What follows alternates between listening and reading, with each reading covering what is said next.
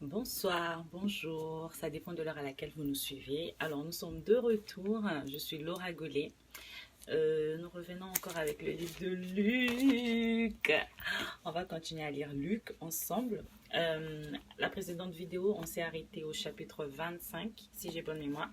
Donc là, on va lire du chapitre 26 au chapitre 56. On va déjà prier. On ne perd pas les bonnes habitudes. On va prier. Seigneur, nous te rendons grâce. Merci infiniment parce que tu as permis que nous soyons connectés ce soir. Merci parce que ce soir, Père, ces mots, ce ne sont pas nos mots, mais ce sont tes mots qui nous parlent, Seigneur. Merci parce que tu parles à quelqu'un ce soir. Merci parce que tu m'utilises. Tu m'inspires afin que je puisse communiquer la sagesse que tu as mise en moi, Seigneur, afin que ces mots puissent entrer en quelqu'un et pouvoir faire ce que tu veux que ça puisse faire, qu'il puisse porter du fruit. Merci pour la victoire, merci pour le changement, merci pour cette année extraordinaire que tu nous fais passer chaque jour, chaque seconde. Nous bénissons ton nom, que ton nom soit glorifié pour les siècles des siècles. Nous avons ainsi prié. Amen, amen, amen.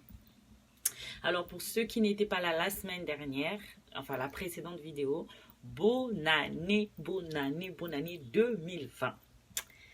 Alors, donc, la précédente vidéo, on a lu l'histoire de Jean, comment la grossesse de Jean a été annoncée, ses parents Zacharie et Élisabeth, qui étaient trouvés juste aux yeux de Dieu. Donc voilà, si tu n'as pas regardé cette vidéo, bah, je te demanderai de cliquer et de regarder juste la vidéo précédente. Bah, tu verras que on a parlé de Zacharie et Élisabeth. Alors ce soir, je veux continuer, toujours dans Luc 1, mais cette fois-ci le verset 26 au verset 56. Lisons au nom du Seigneur. Le 6e mois, l'ange Gabriel fut envoyé par Dieu dans une ville de Galilée, appelée Nazareth, chez une vierge fiancée à un homme de la famille de David, appelé Joseph. Le nom de la vierge était Marie. L'ange entra chez elle et dit, « Je te salue, toi à qui une grâce a été faite. Le Seigneur est avec toi.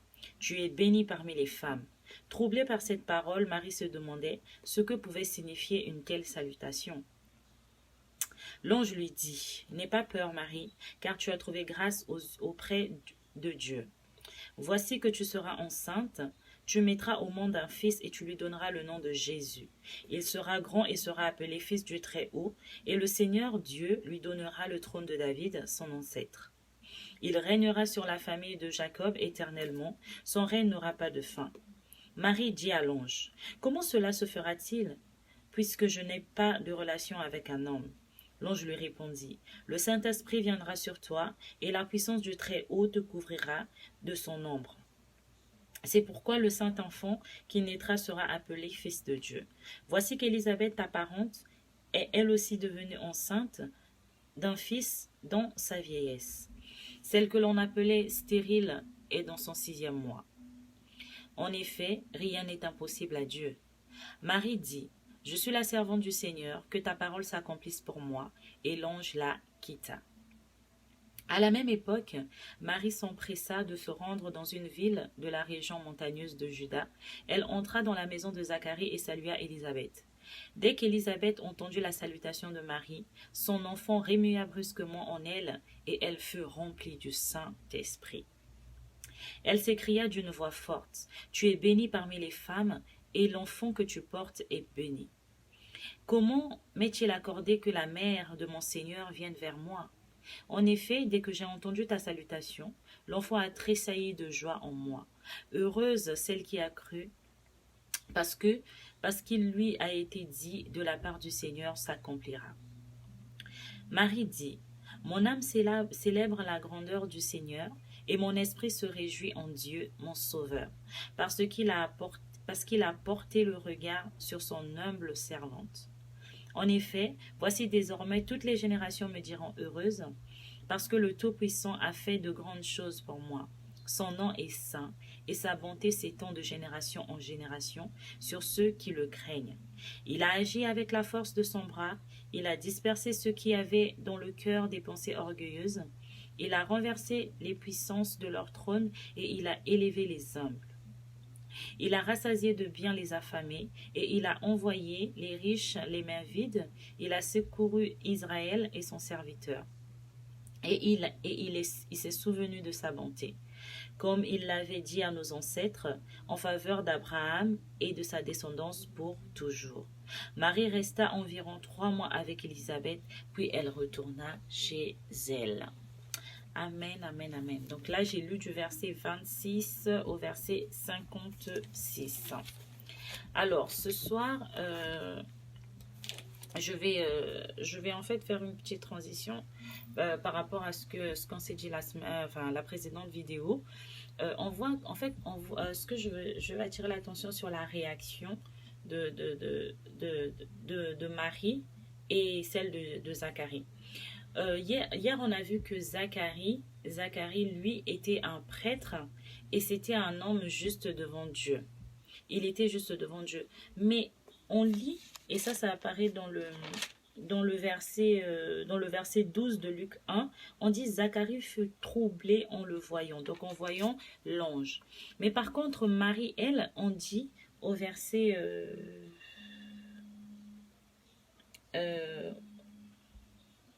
voilà, on dit...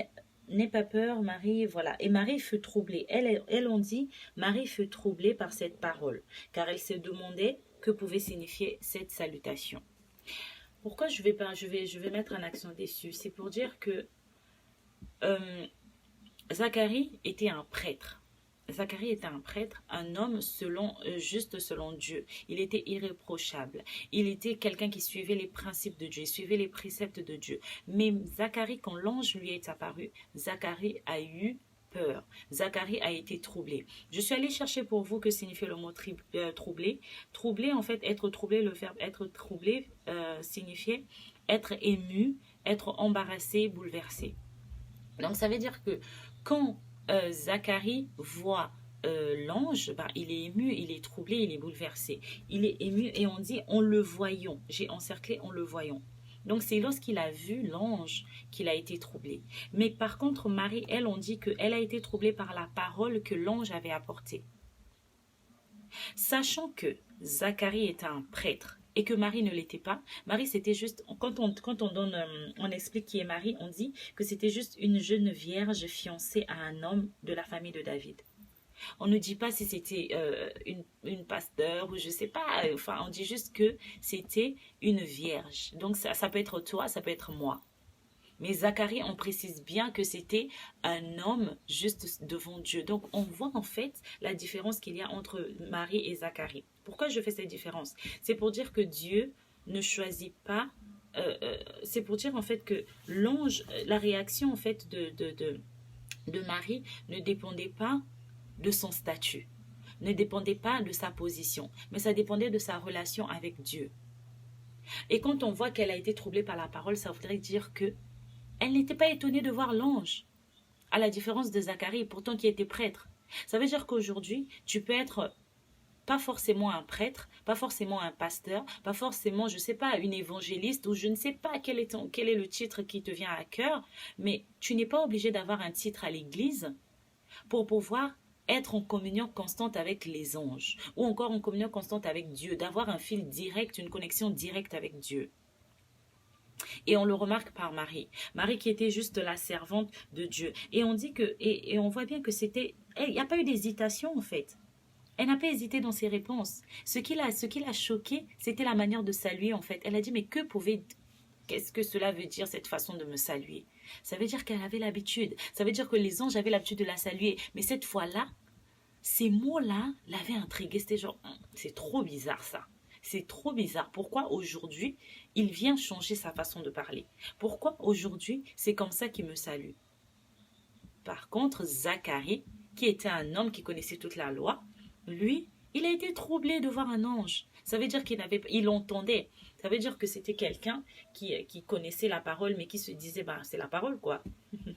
C'est la parole. Parce qu'il y en a plein, ils connaissent la parole, mais ils ne vivent pas la parole. Le but, c'est de vivre la parole. Le but, c'est d'avoir une intimité avec Dieu. Le but, c'est que tu puisses devenir cette Marie, en fait. Que tu ne puisses pas te limiter parce que tu n'as pas une position, je sais pas, une position à l'église, tu ne sers pas encore, parce que oui, il faut servir, ça c'est très important. Je tiens à le souligner, au bout d'un moment, il faut finir par servir, parce qu'on ne reste pas enfant éternellement, on ne reste pas bébé éternellement, parce que si aujourd'hui l'âge que tu as entouré, on ne reste pas bébé éternellement, parce que si aujourd'hui l'âge que tu as entouré dit de rester bébé, bah, enfin, hein, avec toutes les dons que tu as, si moi je viens te nourrir tous les matins d'eau bouillie, tu vas quand même te trouver, tu vas te dire, mais Laura, ou bien je te mets des couches, tu vas me dire, Laura, il y a un problème, je suis plus un bébé, je suis une grande personne. Et quand on grandit, ben on grandit, on a des factures à payer, on a des enfants, on forme une famille, on s'occupe des gens, ben c'est ça. Quand tu grandis, qu'est-ce que tu fais? Tu sers dans l'église, tu sers dans le ministère où le Seigneur te conduit. Mais ça, c'est un autre sujet. Ce que je veux dire ce soir, c'est que tu ne dois pas être limité.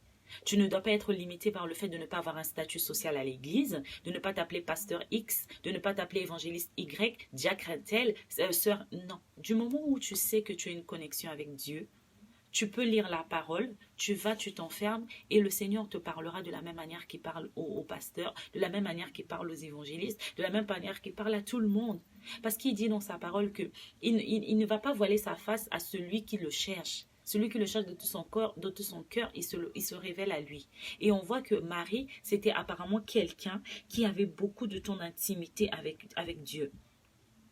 Beaucoup de temps d'intimité avec Dieu. Donc, frères et sœurs, ton niveau d'intimité avec Christ, ta relation avec Dieu est très importante. C'est très important. Donc, c'est de là que dépend. En fait, ça ne dépend pas de l'église. Je reviens encore une fois sur ça. Ça ne dépend pas de ton église. Peu importe ton église, tu peux être d'une méga church, tu peux être d'une église peut-être de 2000 membres, tu peux faire partie d'une église de 2 membres.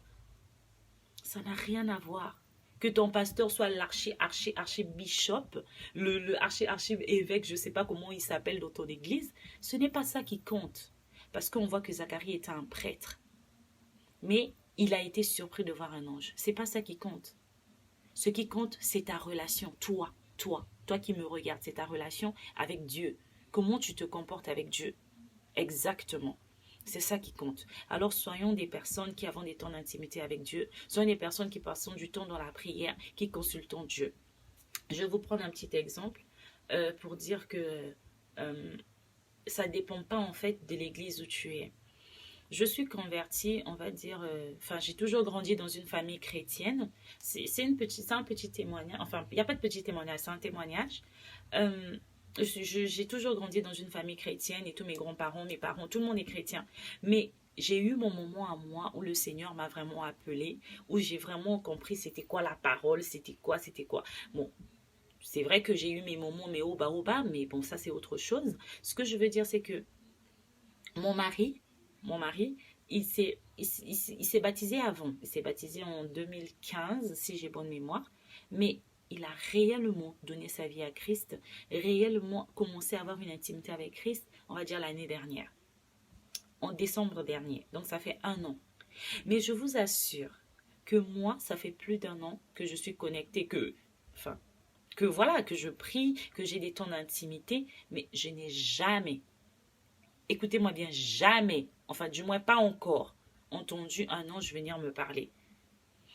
J'ai des rémas, j'ai des songes, j'ai mon fond intérieur qui me parle, j'ai le Saint-Esprit qui me parle en utilisant mon fond intérieur, mais je n'ai jamais entendu un ange venir me parler. J'ai déjà vu une main de Dieu venir me toucher parce que j'avais vraiment des problèmes et que j'avais besoin que mon cœur soit nettoyé. Ça, le Seigneur l'a fait, mais je n'ai jamais entendu un ange. Mais mon mari, ça lui est arrivé.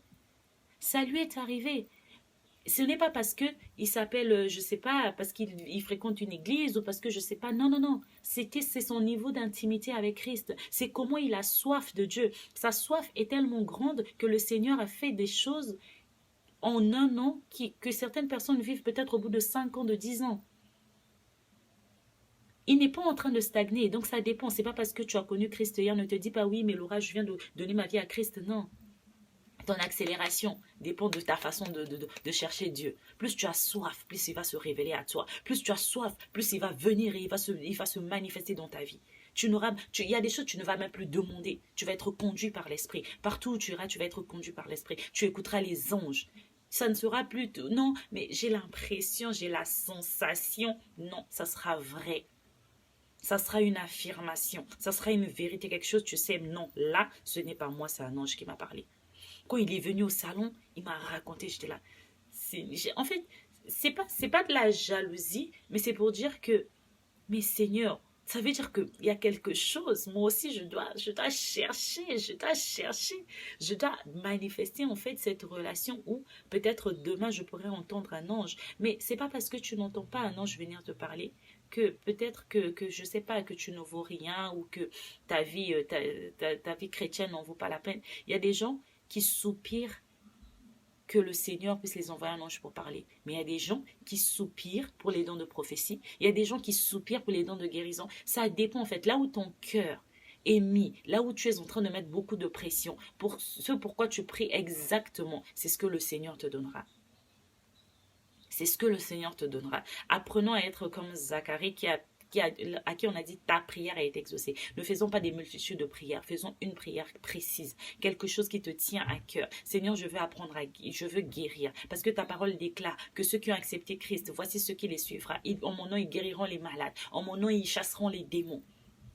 Ce n'est pas pour un pasteur. On a dit celui qui a accepté Christ. On n'a pas dit pasteur X, pasteur Laura, pasteur, je ne suis pas pasteur, mais enfin, voilà, on n'a pas dit ça.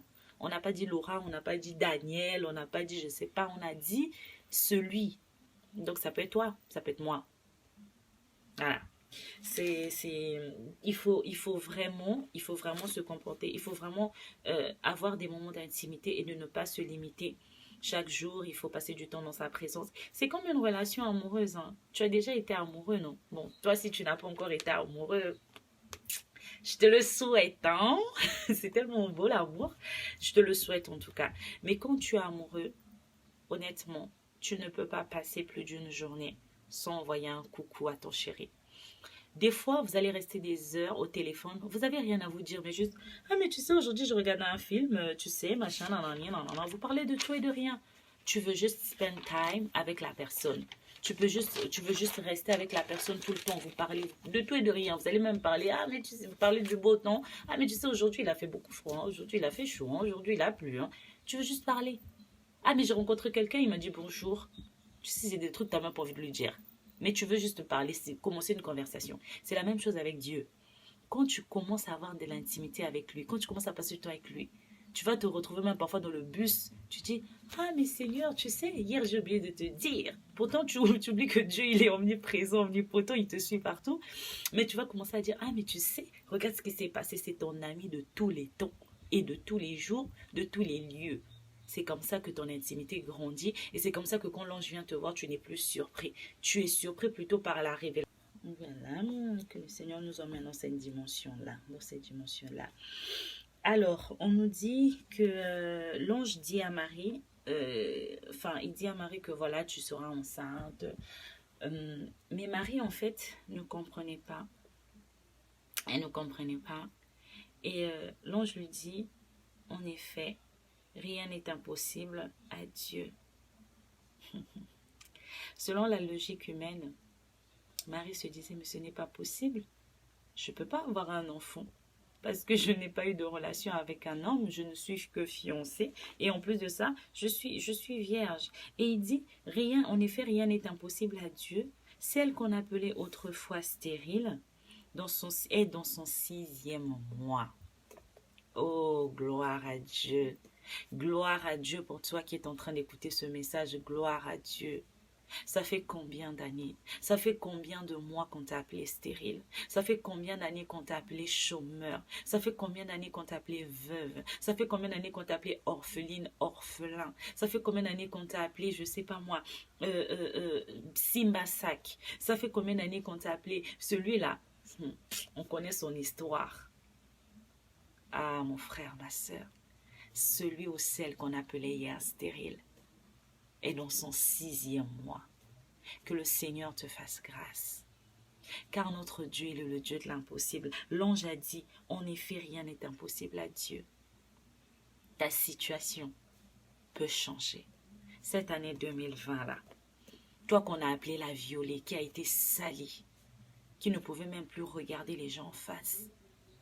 Toi à qui on a mis l'étiquette de quelqu'un qui a volé, sachant que tu as changé. Mais tout le monde n'arrive pas à oublier cette histoire. Toi à qui on a dit, voici ton étiquette, celle qui a avorté. Oh, cette fille-là, elle a avorté, tout le quartier la connaît. Qui va venir l'épouser? Toi qu'on a appelé la vieille fille du quartier, de la ville. Oh, ma sister, mon frère, toi que les filles ont refusé. Parce qu'elles se disent, oh, celui-là, il a qu'un seul pantalon. Celui-là, c'est un homme de Jésus, c'est le papa pasteur, maman pasteur, avec les mêmes chaussures, avec le même costume.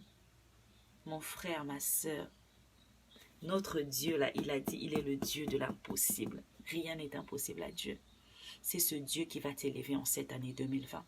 Cette année, c'est ton année. Saisis cette parole. Cette année, c'est ton année. On ne t'appellera plus la stérile, on ne t'appellera plus le menteur, on ne t'appellera plus le fauché, on ne t'appellera plus le chômeur, on ne t'appellera plus le violé, on ne t'appellera plus l'orphelin, on ne t'appellera plus comme ça, on ne t'appellera plus la sans-papier, on ne t'appellera plus comme ça, on ne t'appellera plus la célibataire, à un masque de vieillesse, à un masque de vieillesse, on ne t'appellera plus comme ça, on t'appellera heureuse, on t'appellera mère, on t'appellera épouse, on t'appellera CDI, on t'appellera chef, boss. On mettra ton nom partout dans les magazines. On t'appellera chef. On t'appellera chef. Chef. Oh, rien n'est impossible à Dieu. Saisis cette parole, rien n'est impossible à Dieu. Saisis cette parole, rien n'est impossible à Dieu. Karabayenderebo si kamakatereba yaba shatsa. Kanderebo yikasata katereba indaraba sakamakaterebo sa. Saisis cette parole, cette année 2020, c'est ton année. Karakatedeba yatatatata yamashinde kindereba saya. Ah, cette année, c'est ton année. On ne t'appellera plus stérile. On ne t'appellera plus menteur. Karakaterebo satakatakata. Crois en Dieu. Notre Dieu est capable. Il est capable. Il est capable. Élisabeth a été appelée pendant des années stériles. Pendant des années. Comment on t'a appelé pendant des années? Ça fait combien d'années que les gens se moquent de toi? Ça fait combien d'années qu'on dit, oh mais depuis qu'Akenda, depuis qu'elle est partie à l'étranger, depuis là, aucune nouvelle. Même une brique. Ma chérie, mon cher, c'est ton année. Oh, Randerebosa, Haterevashaka. Hey. Combien d'années on a dit depuis qu'elle s'est mariée là, depuis qu'elle est dans cette relation-là, mais c'est toujours la même. Elle n'a toujours pas trouvé de travail. Elle n'a toujours pas eu d'enfant. Cette année, oh, Rakaterevasaka makateketeketeketeke. Le Seigneur lave ton honneur. Le Seigneur lave ton honneur ce soir, au nom de Jésus. On va faire une prière ensemble. On va faire une prière ensemble ce soir. Dis ce soir à Dieu. Oh, Rakatelebosa. Père, tu es le Dieu de l'impossible. Change mon nom en cette année 2020. Afin que mon honneur soit lavé. Oh oui, car ce n'est plus moi qui vis, mais Christ donc moi. Si c'est moi qui ai la honte, c'est Christ qui a la honte en moi. Alors Seigneur, je t'en supplie, change mon nom cette année.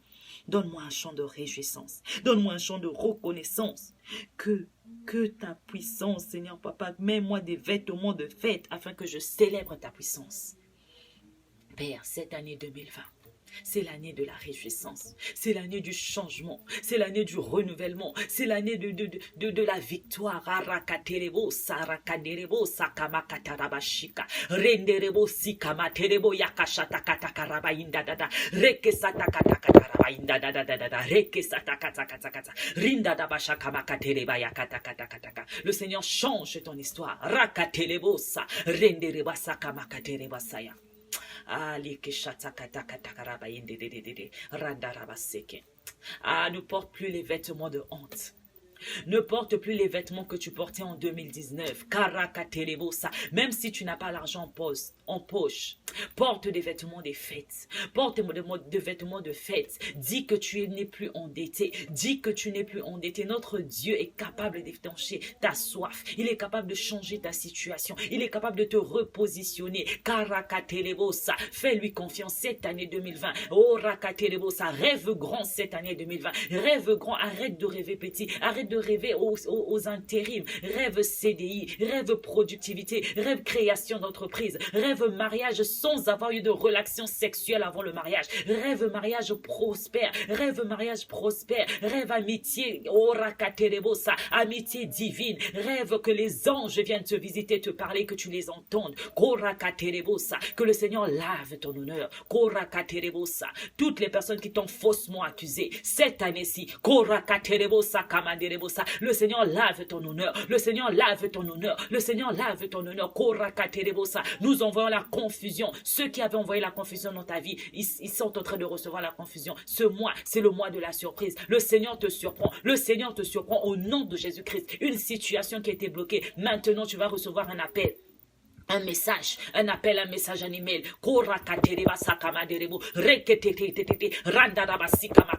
Le Seigneur te surprend juste après avoir écouté cette prédication. Le Seigneur te surprend au nom de Jésus. Au nom de Jésus. Saisis cette parole au nom de Jésus-Christ.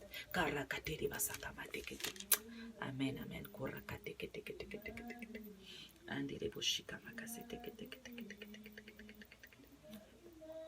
Au nom de Jésus.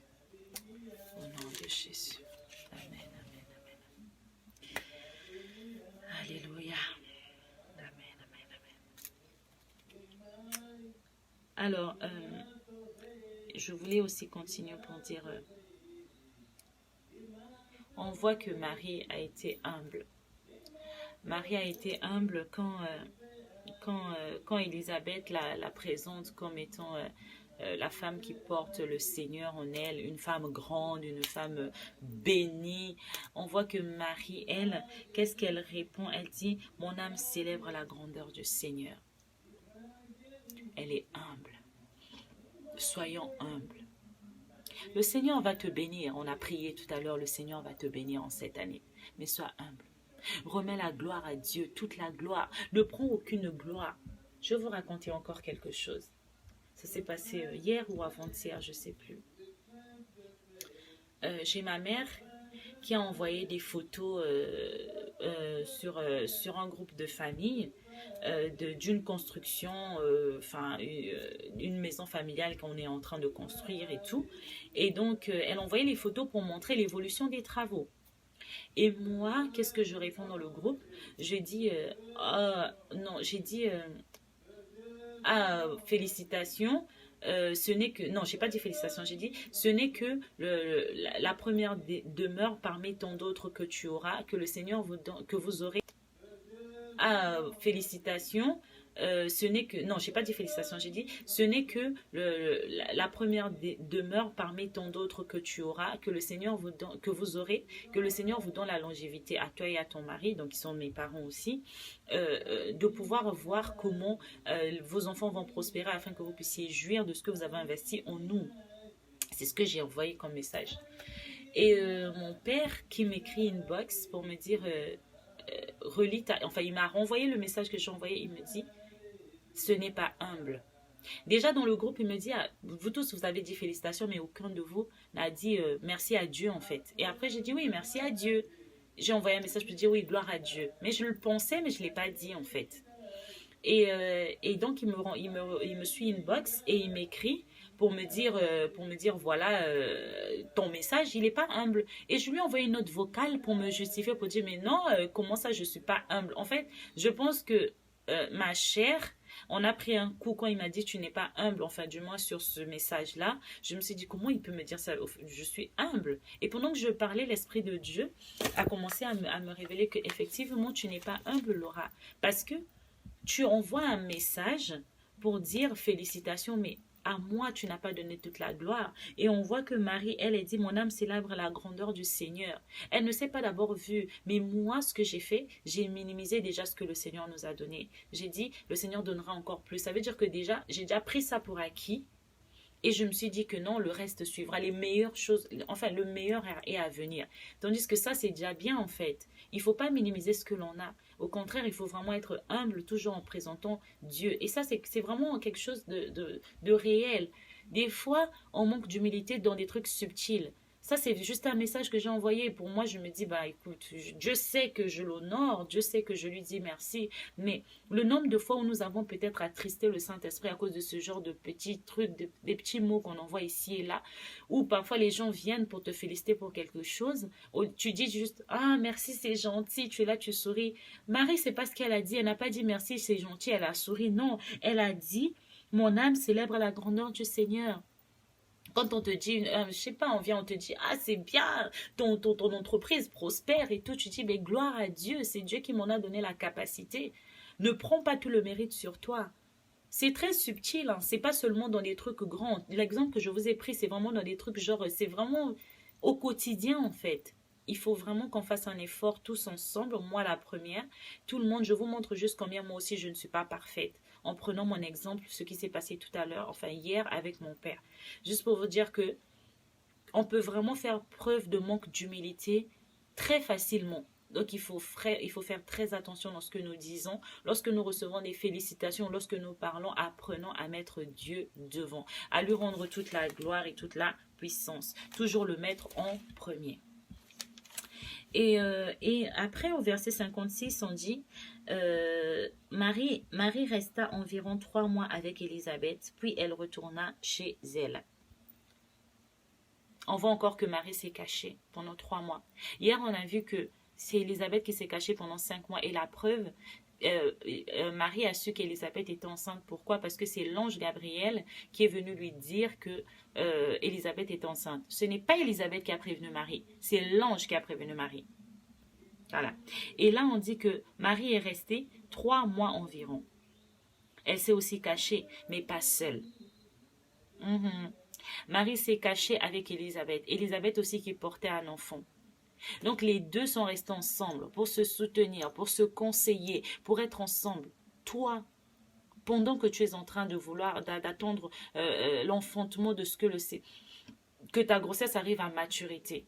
Pendant que tu attends que ta grossesse arrive à maturité, que ton entreprise arrive à maturité, que tes papiers sortent, que je sais pas moi, que ton mariage arrive, que ton prétendant arrive. Avec qui es-tu connecté? Au début, on a dit qu'on doit rêver grand. Avec qui es-tu connecté? Avec qui es-tu connecté? Avec qui es-tu connecté? Tu es connecté peut-être avec des personnes qui vont penser petit et finalement, tu n'es pas avec les bonnes personnes. Ou tu es connecté avec des personnes qui vont polluer ta vie, qui vont polluer ton esprit, qui ne pensent pas comme toi. Connectons-nous aux bonnes personnes. Connectons-nous aux bonnes personnes. Choisis bien ton entourage lors de cette grossesse, lors de ce processus-là. Le processus de la création d'entreprise, choisis, reste avec les auto-entrepreneurs, reste avec les gens qui ont déjà monté leurs entreprises, afin que tu puisses apprendre de leurs erreurs. Lis des livres. Lis des livres de ceux qui ont déjà réussi, afin que tu ne fasses pas les mêmes erreurs qu'eux. Aie une longueur d'avance. Et connecte-toi aux personnes connecte-toi aux gens qui craignent Dieu, aux gens qui prient Dieu tous les jours. Connecte-toi à ces personnes-là. Et je reviens encore sur l'humilité. Faites attention aux fausses humilités. L'humilité, en fait, ce n'est pas avoir un esprit de petitesse ou les fausses humilités là. Je prends un exemple. Tout à l'heure, je parlais avec quelqu'un, on discutait comme ça et je sais plus qu'est-ce qui s'est passé. On lui a dit, ah, tu es riche. Et il dit, ah non, hein, moi je suis pas riche et tout machin. Et je me dis, mais pourquoi tu dis que tu n'es pas riche? Et il dit, ah non, être riche c'est trop de problèmes. Après, on va te traiter de sorcier et tout. Enfin, je suis désolée, ça c'est de la fausse humilité. C'est de la fausse humilité. Pourquoi en tant qu'enfant de Dieu, je ne serais pas riche? Parce que les gens estiment que celui qui est riche, c'est forcément celui qui a commencé à faire du maraboutage ou est rentrer dans une loge et tout. Non, notre Dieu est riche. C'est pas, toute autorité vient de Dieu, je suis désolée. C'est pas parce qu'aujourd'hui quelqu'un est haut placé que forcément il est dans des loges ou dans des trucs mystiques. Je sais pas, non. Pas forcément. Pas forcément. Il n'est pas dans des groupes ésotériques. Ça se trouve, il craint Dieu. Récemment, j'ai écouté une émission de Madame Bagbo. C'était la première fois que je l'écoute de ma vie et j'étais étonnée de voir mais elle connaît la parole. Elle parlait de Dieu. En fait, quelque chose s'est passé en moi. J'ai eu un changement de mentalité pour me dire que Laura, arrêtez de voir ceux qui ont réussi, ceux qui sont au sommet, ceux qui sont dans la politique, ceux qui sont, je sais pas moi, ceux qui ont réussi tout simplement comme des gens forcément qui ne sont pas en Christ. Pourquoi en tant qu'enfant de Dieu, on doit toujours voir petit?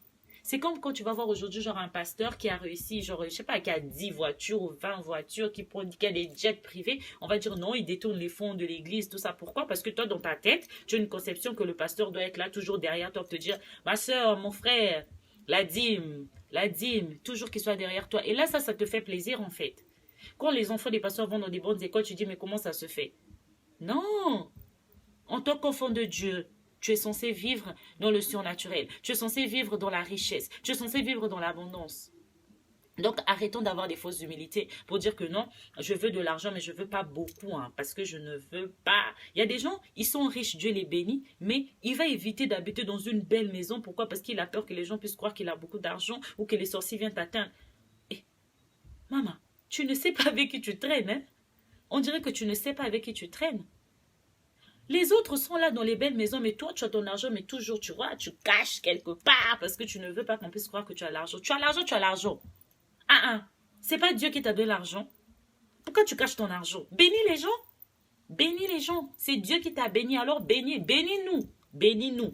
Moi, là, déjà, dès que je deviens riche, là, mes frères, mes soeurs, vous allez voir ça ici, là. Moi, je ne vais pas me cacher. De toute façon, je suis déjà riche, j'attends juste la manifestation. Dès que la manifestation sera là, hey, hey, hey. Soyez prêts. Soyez prêts. Parce que je ne vais pas m'en cacher. Et celui qui va venir dire que Laura est partie là-bas, elle a fait ceci, elle a fait cela. Je lui dirai juste que mon père, c'est lui qui appartient l'or et l'argent. Donc c'est normal que je sois riche. C'est normal que je sois riche. Tu ne comprends pas jusqu'à ce que tu deviennes riche. Voilà. C'est tout ce que je peux te dire. Il faut éviter les fausses humilités. Il faut vraiment éviter les fausses humilités. Et éviter de dire ah mais non moi je peux pas avoir ça et tout parce que hein c'est pas pour les chrétiens. Où c'est écrit que la politique là il n'y a pas les chrétiens là-bas? C'est ministre. Va influencer ceux qui sont autour de toi. Alors toute autorité vient de Dieu. Demande l'autorité à Dieu. L'autorité c'est pas seulement à l'église en étant pasteur. Non. Si l'opportunité se présente, député, l'opportunité se présente, président, l'opportunité se présente, femme d'affaires, vas-y.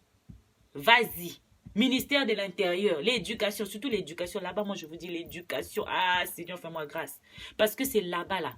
C'est là-bas qu'on forge tout. Les professeurs, l'éducation, tout ça, là. Faut faire attention, hein. Ils inculquent beaucoup de choses à nos enfants. Donc, on doit avoir des gens chrétiens là-bas. On doit avoir des chrétiens là-bas. Allez-y postuler là-bas. Amen. Et juste après, ce que je voudrais aussi rajouter, c'est que alors, au verset 41, tout à l'heure, j'ai omis de le dire, mais au verset 40, elle entra dans la maison de Zacharie et salua Élisabeth. Dès qu'Élisabeth entendit la salutation de Marie, son enfant remua brusquement en elle et elle fut remplie du Saint-Esprit. Ah là là là là là là. Combien de fois nous, moi y compris, je dis toujours ça, moi y compris, rempli du Saint-Esprit, parle en langue, né de nouveau. Combien de fois tu rentres dans une maison, tu as dit bonjour, et puis les choses ont tremblé? Combien de fois tu es parti dans une maison, on te dit ça c'est la maison du sorcier, mais tu as peur d'y aller? Oh, ça c'est mon oncle, tu connais mon oncle là, ton oncle là, hein? Ton oncle là, que ta mère t'interdit d'aller voir, ton tonton là, que ton père t'interdit d'aller visiter là, lui. Pourquoi tu ne vas pas le visiter? Pourquoi? Pourquoi tu ne manges pas chez lui quand tu arrives? Tu es parano, tu es dans tous tes états. Même si tu n'as pas l'argent, si l'heure est passée pour aller prendre ton bus, Tu vas faire des moyens pour rentrer chez toi. Limite, tu vas dormir dehors. Pourquoi? Pourquoi tant de stress? Parce que tu ne sais pas qui est en toi. Regardez Marie. Elle a jeté bonjour. Un bonjour vitaminé. Un bonjour qui a fait tressaillir Jean dans le ventre de sa mère et qui a fait remplir Élisabeth du Saint-Esprit. On n'a même pas imposé Élisabeth les mains. Des fois, on est là, on vient imposer les autres les mains. Non, bonjour, un simple bonjour. Combien de fois, toi et moi, on a dit bonjour aux gens ici, là? Combien de fois? Et combien de fois les gens ont été remplis du Saint-Esprit par notre bonjour? Combien de fois? Que le Seigneur renouvelle nos forces, que le Seigneur renouvelle notre mémoire, que le Seigneur nous emmène dans une autre dimension. Une dimension où tu n'as pas besoin en fait d'imposer les mains. Tu dis juste bonjour. La personne et bonjour. Elle est déjà remplie du Saint-Esprit. Elle parle de nouvelles langues. Que le Seigneur nous emmène dans cette dimension-là. Cette année 2020, quelque chose va se passer. On va expérimenter le surnaturel. Cette année 2020, les choses ne seront pas comme avant. Les choses ne seront pas comme dans le passé. Nous allons aller de gloire en gloire. Que le Seigneur vraiment nous aide à ce que nos bouches en fait soient là pour proférer des bonnes paroles. Parce que pour en revenir à la bouche qui a salué, qui a béni et qui a fait tressaillir l'enfant de Jean, c'est en fait cette même bouche que tu utilises aussi pour insulter. C'est cette même bouche-là que tu utilises pour calomnier. Avant même de te connecter là et de regarder au téléphone tout à l'heure, tu as parlé de qui? Ouais, c'est ça. C'est pour ça parfois que notre bonjour ne fait pas tressaillir les enfants dans le ventre. Notre bonjour n'emmène pas le Saint-Esprit sur les personnes à qui on dit bonjour. Parce que notre bouche est polluée. Nos bouches sont polluées. Nous devons faire des lavements de nos bouches là. De la même manière qu'on lave nos visages tous les matins. On met les make-up, on met les je sais pas quoi, on s'habille, tout ça. On se fait joli là, on se parfume. Faisons pareil pour nos bouches. Lavons nos bouches. Ça revient encore aux amis. Il y a des gens qu'il faudra laisser. Parce qu'il y a des gens, quand tu les appelles, hey, même si ça fait une semaine tu n'as pas insulté cette personne-là, il y a des amis quand tu les appelles, dès que tu décroches sur moi, c'est ta ta ta ta ta. Tu dis déjà les gros mots.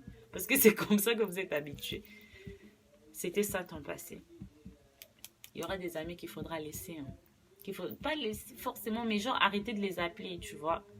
Parce que ce que je veux dire, c'est que si tu restes 1 heure au téléphone avec quelqu'un, au bout d'un moment, tu vas dire des choses. Parce que 1 heure là, vous allez vous dire quoi? Si c'est pas partager la parole de Dieu, vraiment, on va parler de quoi? On va parler de tantine, de tonton, de papa, de maman, de nièce, du voisin. Parce qu'1 heure, c'est beaucoup, c'est 60 minutes.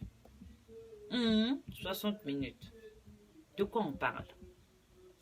Voilà pourquoi on doit vraiment faire attention à ce qu'on dit, faire attention à où on parle, apprendre. Il y a des gens qui, enfin, il y a des gens qui doivent faire le jeûne du silence. Le jeûne du silence. Ça, c'est quelque chose pour toi. Décide de faire une journée où tu es en silence, où tu n'appelles pas, où tu ne parles pas. Ça va te faire du bien. Tu vas apprendre à te taire. Ça sera important pour toi. Le jeûne du silence. Et pendant ce jeûne-là, crois-moi que les gens vont te chercher. Il y aura des situations qui vont t'emmener à parler. Et parler, ce n'est pas seulement parler comme ça, comme je vous parle. Tu sais, tu peux aller sur YouTube, non? En regardant les commentaires en dessous. Et tu émets une pensée. Mais tu n'as pas écrit, tu n'as pas parlé. Ça, c'est une façon de parler aussi. Faire très attention. Quelqu'un ici doit faire le jeûne du silence. Que le Seigneur vous bénisse abondamment. Qu'il vous remplisse de toutes ses grâces, de toutes ses bénédictions. Et que cette année 2020, que le Seigneur fasse quelque chose d'extraordinaire dans ta vie.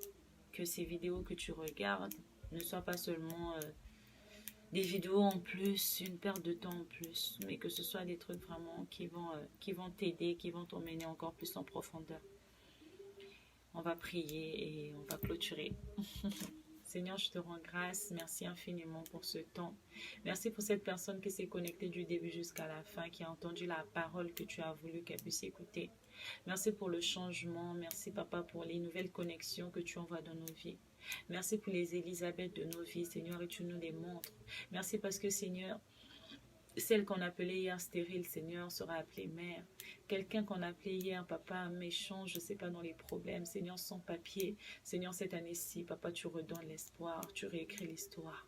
Merci parce que tu laves l'honneur de beaucoup ce soir. Merci parce que tu laves l'honneur de beaucoup et tu surprends cette année. Que la gloire te revienne, Esprit de Dieu. Pour les siècles des siècles, nous avons ainsi prié. Amen, amen, amen.